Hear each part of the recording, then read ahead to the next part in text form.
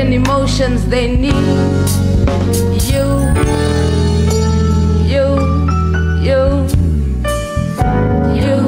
You just don't. Well, her journey started in 2002 when she launched her beadwork range called the House of Mobu. She has since branched into poetry and music, earning her place in the South African entertainment industry. Ntsiki Mazwai is here in studio with us today to just chat a little bit about her work and everything around her. Good to have you. Welcome to Morning Live. Hi, Leanne. Thank you. Yeah, it's a pleasure. That was beautiful. I mean, just getting a snippet of some of your... Tell us a little bit about that particular poem, or what do I call it? Is it a song? I call it spoken music. Spoken music. Yeah. Okay. Well, that's off my new album, Dingubani. Yeah. And it's called You. And I think it's actually very appropriate for now because this album is very much about healing and about the spirit and about confronting loss, which is what we've just experienced. So I think it is really well timed. And the day of reconciliation, it's so ironic how Madiba's funeral is a day before that, and that's what he embodied and represented. So it's just really such a beautiful time for South Africa. Yeah, there's a lot of symbolism that we've been going through. I must say, it's just been, as a country, it's been one of the most incredible 10 days. We've been on this roller coaster ride. I want to get your feelings. You know, how have you felt over this period? You know, I'm just very excited about the new era because the fact that Madiba has passed on passes on the baton to us now.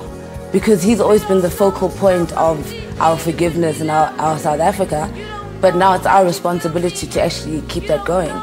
Yeah, it is our responsibility to keep it going. It's actually very exciting. It means that our roles are important right now. Yeah, it is. And just tell me about your your memories of Madiba.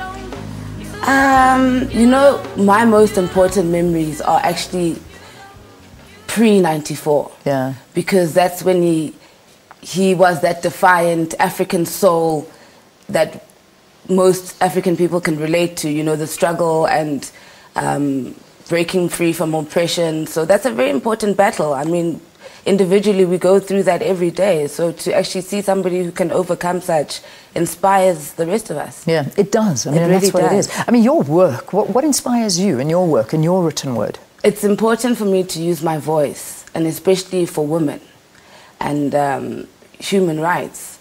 So, I mean, you remember Madiba said it's very important that the woman takes her place, because you can't have a society where only one gender is in the forefront, otherwise there's no balance in the country. So I think for me, I'm going to use my voice some more to make sure that women are feeling empowered and feeling strong and can stand up against all this violence and rape and, you know, make it ungovernable, make ourselves unrapeable. Yeah.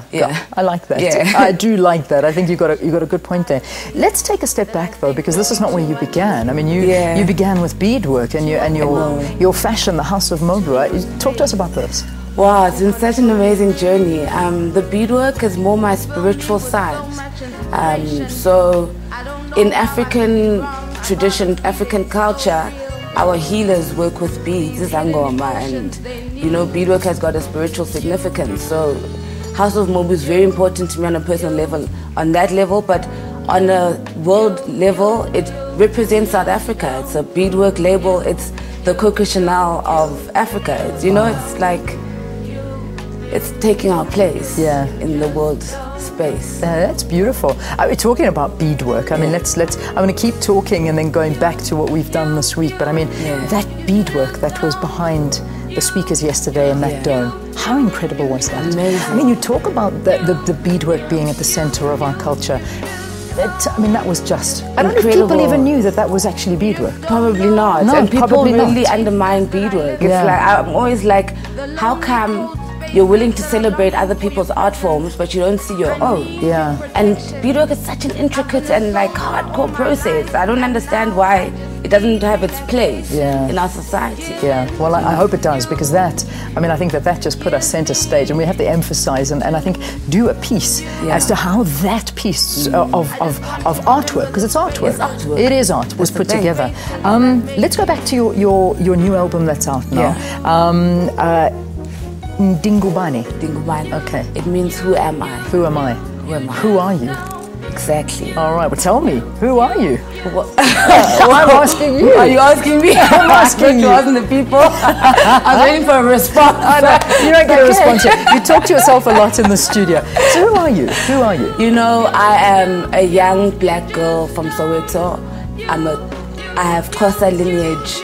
I'm a South African. I'm many things, and it's just important for me to start breaking it down.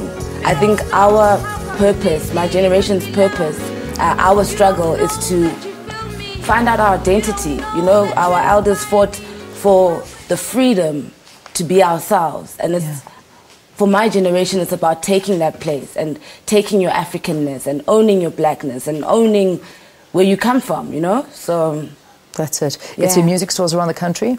It's on iTunes. Oh, so it's on iTunes? It's on iTunes, and you can download it on your phone. Brilliant. Yeah, because the industry has moved to digital. It has. It really has? Yeah.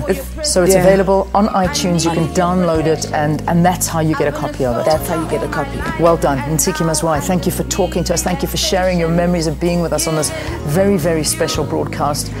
This is a CD, but don't look for it in CD stores.